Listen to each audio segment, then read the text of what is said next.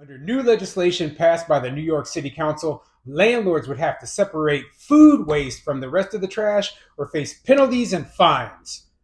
I'm Tony, and this is Real Estate Investing and Landlord News. All right, so I have an interesting article for you today. And once again, I am back in New York City, okay? And they've passed another ridiculous mandate on landlords.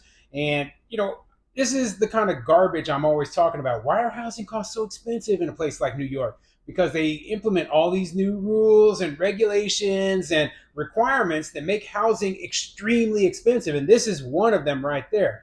Now, they're talking about, oh, we want to help the environment. So we want people to do composting, food composting. We don't want them to throw their food waste into the regular trash, right? And so they found out that, hey, you know what? The voluntary program is great, but nobody wanted to volunteer to do it. So we're going to mandate. We're going to mandate that everybody participate in this ridiculous program, right?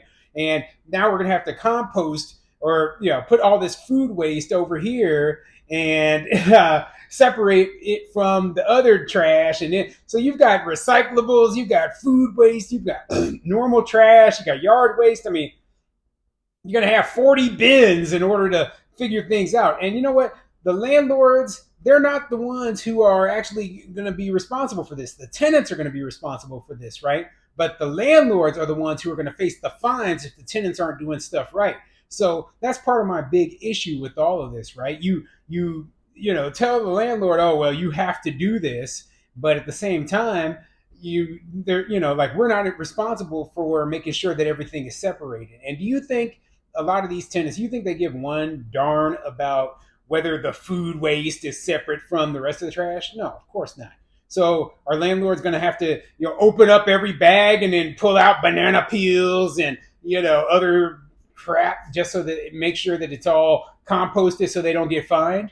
Maybe. Okay. That's the kind of nonsense we're talking about right here.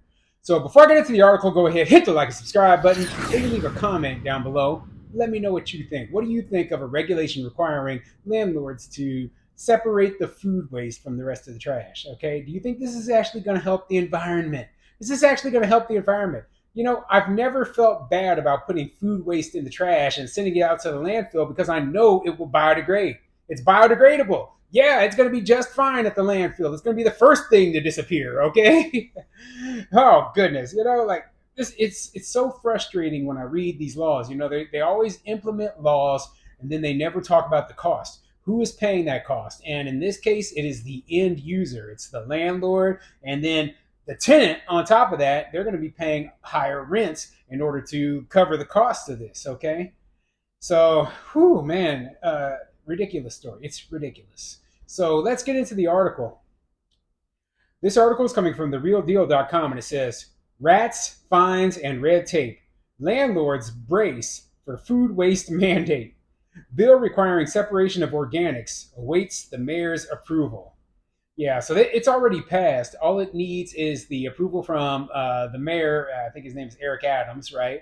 And then all landlords are going to be stuck with this.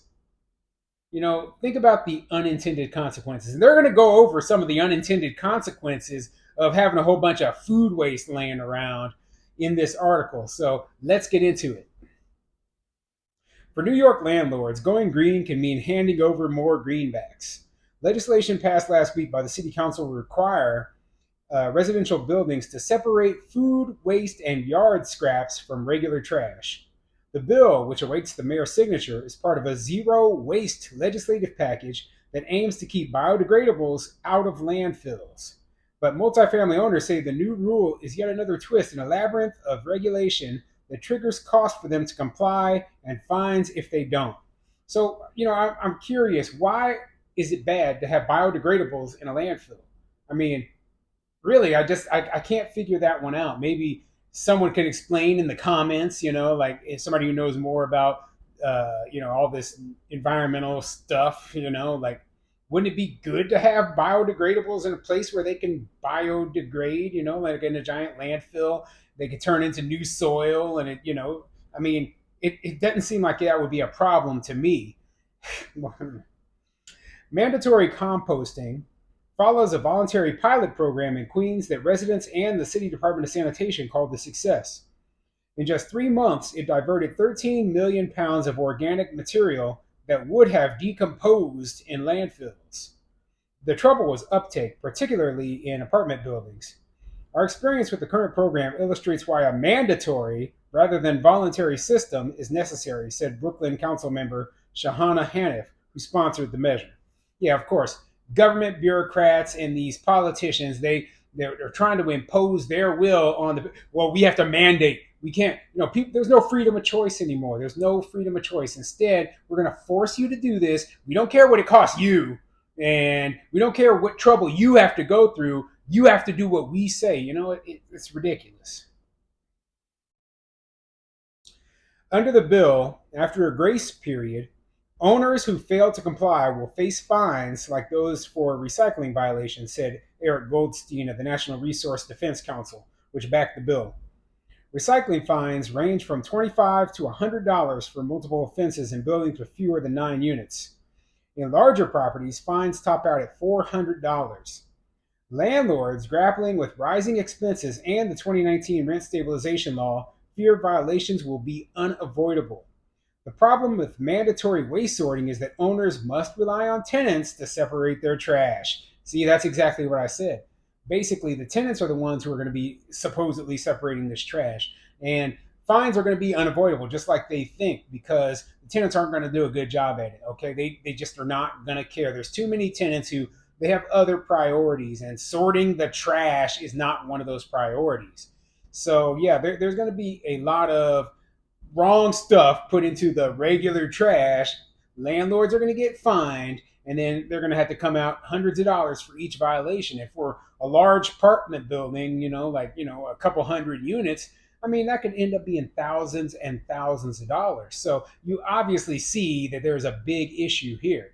So, I don't know. Like I said, I still don't understand why we need to separate this organic material here. I don't. Okay, I don't know why we can't just dump it in the landfill.